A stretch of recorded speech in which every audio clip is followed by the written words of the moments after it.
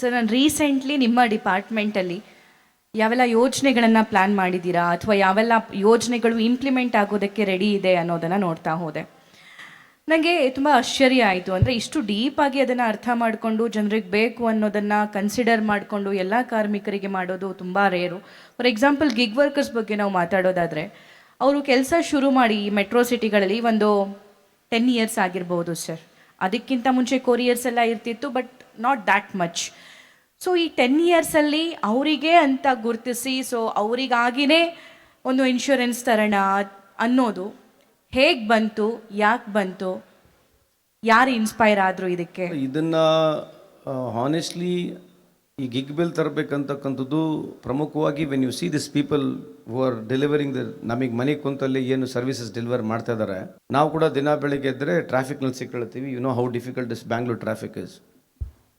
ಇವರು especially 2 wheelers 3 ವೀಲರ್ಸ್ನಲ್ಲಿ ಏನು ತಿರುಗಾಡ್ತಿದ್ದಾರೆ, ಅವರು ಸಬ್ಸ್ಟೆನ್ಸ್ ಮೆಟಲ್ ಇನ್ ಏರ್ ಅಂತ ಹೇಳ್ತೀವಿ. ಕ್ವಾಲಿಟಿ ಆಫ್ ಏರ್ನಲ್ಲಿ ಇರ್ತಕ್ಕಂಥದ್ದು ಕಾರ್ಬನ್ ಡೈಆಕ್ಸೈಡ್ ಇನ್ನಲ್ಲಿ ಮಾಡಿದ ಜೊತೆಗೆ there so many toxic elements ಸೇರುತ್ತೆ. ಅದು ಆ್ಯಾವ್ರೇಜ್ ನೀವು ನೋಡಿದ್ರೆ ಮನುಷ್ಯ ಒಂದು 15 ತಾಸು ಒಂದು ರೋಡ್ನಲ್ಲಿದ್ದರೆ 20 ಸಿಗರೇಟ್ ಸೇಲ್ತಾನೆ ಅವನು. 20 ಸಿಗರೇಟ್ ಸೇದಿ ಆ ಸಮ. ಸೊ ಅವ್ನು ಏನು ಸಿಗರೇಟ್ ಸೇದಲಾರಂಗಿದ್ರು ಕೂಡ ಕನಿಷ್ಠ 20 ರಿಂದ 25 ಸಿಗರೇಟ್ ಸೇದಂಗೆ ಆಗುತ್ತೆ. 2 ವರ್ಷದಲ್ಲಿ ನೀವು ಲೆಕ್ಕ 20 ವರ್ಷದಲ್ಲಿ ಲೆಕ್ಕ ಹಾಕಿದರೆ ಅವನು ಲಕ್ಷಾಂತರ ಸಿಗರೇಟ್ ಸೇದ್ತಾನೆ. ಸೊ ಒಂದು ಅದು ಕಾರ್ಬನ್ ಡೈಆಕ್ಸೈಡ್ ಇನ್ನೆಲೆ ಮಾಡ್ತಾನೆ. ಸೊ ಅವ್ನ ಕ್ವಾಲಿಟಿ ಆಫ್ ಲೈಫ್ ಏನಿದೆ, ಅವ್ನು ಯಾರೇ ಒಬ್ಬ ಸ್ವಿಗ್ಗಿ ಝೊಮ್ಯಾಟೊ ಈ ಆನ್ಲೈನ್ ಟ್ರಾನ್ಸ್ಪೋರ್ಟ್ ಮಾಡ್ತಕ್ಕಂಥವ್ರು ಎಸ್ಪೆಷಲಿ 2 ವೀಲರ್ಸ್ನಲ್ಲಿ 3 ವೀಲರ್ಸ್ನಲ್ಲಿ ಬರ್ತಾರೆ. ಅವ್ರಿಗೆ ನೀವು ಎಷ್ಟೇ ದುಡ್ಡು ಕೊಟ್ಟರು, ಏನೇ ಸೋಷಿಯಲ್ ಸೆಕ್ಯೂರಿಟಿ ಕಾರ್ಯಕ್ರಮ ಮಾಡಿದ್ರು ಕೂಡ ಅವ್ರ ಲೈಫ್ ಕಾಂಪ್ರಮೈಸ್ ಮಾಡಿಬಿಟ್ಟಿದ್ದಾರೆ.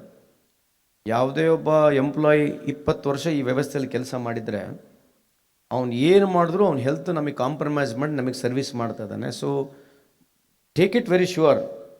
ನಾವು ಇವರಿಗೆ ಏನೋ ಸೋಷಿಯಲ್ ವೆಲ್ಫೇರ್ ಸ್ಕೀಮ್ಗಳು ಮಾಡ್ಬೋದು. ಸೊ ಅದಕ್ಕೆ ಇವರಿಗೆ ನಾವು ದುಡ್ಡು ಸಂಗ್ರಹಣೆ ಮಾಡಬೇಕು, ಇವರಿಗೆ health international level health facility ಮಾಡಬೇಕೆಂಬ ಉದ್ದೇಶದಿಂದ. ಯಾಕಂದರೆ ಟ್ರಾನ್ಸಾಕ್ಷನ್ ತುಂಬ ಇದೆ.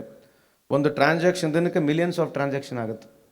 ಸೊ ಈ ಟ್ರಾನ್ಸಾಕ್ಷನ್ ಮೇಲೆ ಸ್ವಲ್ಪ ನಾವು ಸೆಸ್ ಕಲೆಕ್ಟ್ ಮಾಡಿಬಿಟ್ಟು ಒಂದು ಬೋರ್ಡ್ ಮಾಡಿ, ಈ ದುಡ್ಡು ಕಲೆಕ್ಟ್ ಆದರೆ ಇವರೇನು ಈ ಆಟೋ ರಿಕ್ಷಾ ಡ್ರೈವರ್ಗಳಾಗಿರಲಿ ಅಥವಾ ಯಾರು ಈ ಸ್ವಿಗ್ಗಿ ಝೊಮ್ಯಾಟೊ ಆನ್ಲೈನ್ ಕೆಲಸ ಮಾಡ್ತಾರೆ, ಊಬರ್ ಓಲಾಗೆ, ಇವರಿಗೆ ಮುಂದೆ ಅನುಕೂಲ ಆಗಲಿ.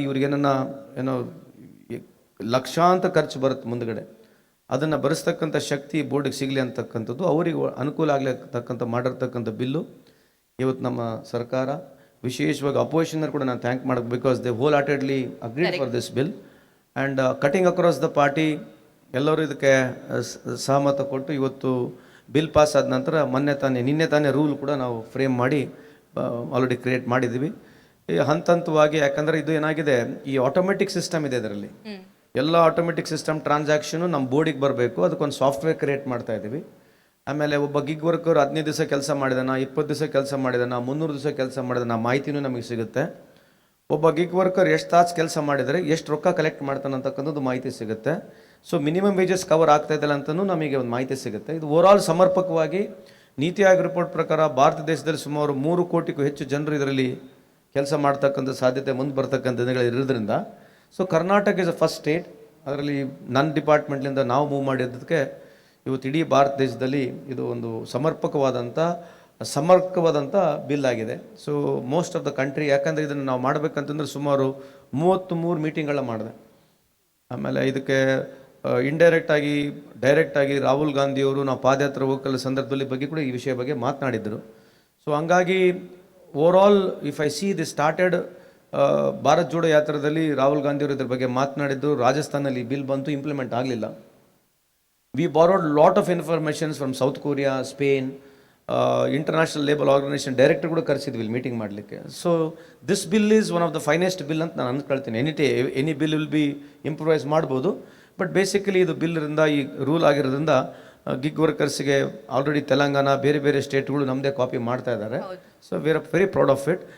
ಉದ್ದೇಶ ಯಾರು ನಮಗೋಸ್ಕರ ರಾತ್ರಿ ಹಗಲು ಬಿಸಿಲು ಮಳೆ ಚಳಿ ಅಂಥ ಒಂದು ಸಂದರ್ಭದಲ್ಲಿ ನಮ್ಮ ಮನೆಗೆ ತಂದು ಏನು ಸೌಲಭ್ಯಗಳನ್ನ ಕೊಡ್ತಾ ಇದ್ದಾರೆ, ಅವ್ರಿಗೆ ಅನುಕೂಲ ಆಗಬೇಕು, ಅವ್ರ ದೃಷ್ಟಿಯಿಂದ ಮಾಡಿರ್ತಕ್ಕಂಥ ಬಿಲ್ ಇದು.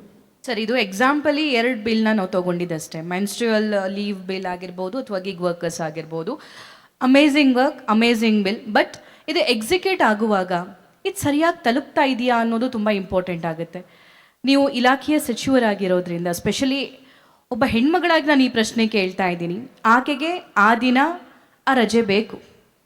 ಆ ರಜೆ ಖಂಡಿತವಾಗಿಯೂ ಸಿಗೋ ಥರ ನೋಡ್ಕೊಳ್ಳುವಂತಹ ಜವಾಬ್ದಾರಿ ನಿಮ್ಮ ಮೇಲೆ, ಇಲಾಖೆಯಲ್ಲಿರುವಂತಹ ಬೇರೆ ಡೈರೆಕ್ಟರ್ಸ್ ಆಗಿರ್ಬೋದು ಅಥವಾ ಆಫೀಸರ್ಸ್ ಆಗಿರ್ಬೋದು, ಸಂಸ್ಥೆಯ ಮುಖ್ಯಸ್ಥರಾಗಿರ್ಬೋದು, ಇವ್ರ ಮೇಲಿದೆ. ಓಕೆ, ಸೊ ಇವ್ರು ಅದನ್ನು ಹೆಂಗೆ ಮಾನಿಟರ್ ಮಾಡ್ತಾರೆ ಅಥವಾ ನೀವು ಇದಕ್ಕೇನು ಮಾಡಿಕೊಂಡಿದ್ದೀರಾ ಅಂತ? ಇದು ನ್ಯೂ ಬಿಲ್ ಇದೆಮ್ಮ. ಎಲ್ಲ ಸಮಾಜದಲ್ಲಿ ಯಾವುದೇ ಒಂದು ಕಾನೂನು ಬಂದಾಗ ಸೋಷಿಯಲ್ ಬಿಹೇವಿಯರೆನ್ಸ್ ಅಂತ ಹೇಳ್ತೀವಿ. ಇವರೊಂದು ಈಗ ನಿಮ್ಮದೇ ಉದ್ಯಮೆದಾರರು, ನೀವು ಮಾಲೀಕರಿದ್ದೀರಿ, ನೀವು ಒಂದು ಸಂಸ್ಥೆ ನಡೆಸ್ತಾ ಇದ್ದೀರಿ, ಇದನ್ನು ಸೆನ್ಸಿಟಿವ್ ಆಗಿ ಪರಿಗಣಿಸಬೇಕು. ಒಬ್ಬ ಹೆಣ್ಮಗಳು ಲೀವ್ ತೊಗೊತಾ ಇದ್ದಾಳೆ ಅಂತಂದರೆ ಅದಕ್ಕೆ ಮಾನಸಿಕವಾಗಿ ಎಲ್ಲ ಉದ್ಯಮೆದಾರರು ಅರ್ಥ ಮಾಡ್ಕೋಬೇಕು. ಜಾಸ್ತಿ ಪ್ರಶ್ನೆನೂ ಮಾಡೋಕ್ಕೆ ಹೋಗಬಾರ್ದು. ಇರ್ಬೋದು 100 ಸಂಸ್ಥೆಗಳಲ್ಲಿ ಒಂದು 8-10 ಸಮಸ್ಯೆಗಳು ಏನೋ ಸ್ವಲ್ಪ ಈ ರೀತಿ if they misbehave or if they are very rude for such leaves, definitely law ಮಾಡ್ತೀವಿ, ರೂಲ್ಸ್ ಮಾಡ್ತೀವಿ, it will take care. By and large I feel we are a very sensitive society. ನಾವು ಅದಕ್ಕೆ ಜಾಸ್ತಿ ಅಸಂಪ್ಷನ್ ಮಾಡೋಕ್ಕೆ ಬರಲ್ಲ. ನಾಳೆ ಜ್ವರ ಬರುತ್ತಂತ ಇವತ್ತೇ ಗುಳಿಗೆ ತೊಗೊಳಕ್ಕೆ ಬರಲ್ಲ.